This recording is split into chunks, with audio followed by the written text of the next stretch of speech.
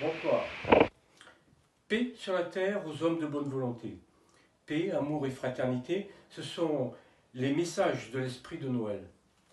Et je vous propose un passage de mon livre publié, L'Irlande au fil de l'eau en 2040, qui veut incarner cet espoir et d'un monde nouveau en devenir.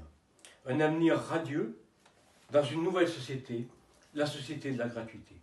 Voilà, je vous lis le passage. En conclusion, l'homme est issu du divin. Il est fait pour le long terme, pour une vie en harmonie avec l'univers et la nature. Eh bien, nous y sommes aujourd'hui à cette transition. Sachons la préserver. En effet, les rapports à l'argent avaient bien changé depuis. Tout simplement parce qu'il ne valait plus rien. Pour soutenir l'effondrement des marchés et de l'économie, les gouvernements avaient à l'époque fait marcher la planche à billets.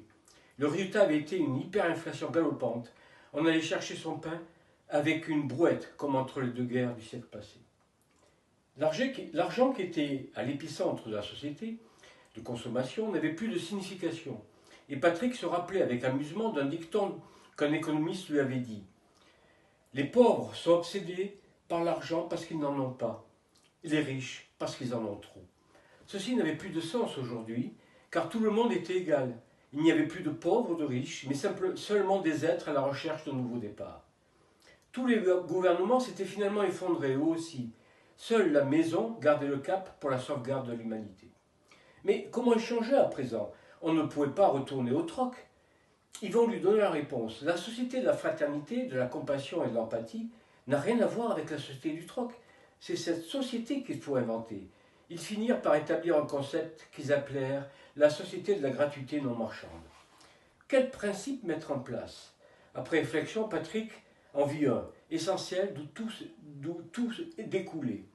L'argent était auparavant au centre de la société, et bien maintenant, et de fait, c'est l'homme qui devra être au centre de cette société. C'est l'homme, grâce à son travail gratuit pour la communauté, qui permettra son développement harmonieux. Tout le monde, y compris les réfugiés, retrouveront leurs compétences et œuvreront pour le bien de tous dans les secteurs de la santé, de l'agriculture, des transports, etc. Qu'en dis-tu, Yvon?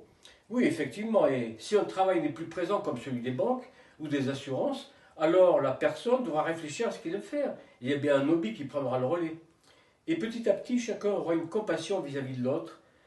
Dans notre nouveau monde, les comportements changeront. Voilà, c'était le passage que je souhaitais vous lire. Je vous souhaite un joyeux Noël et je vous dis à bientôt. Au revoir.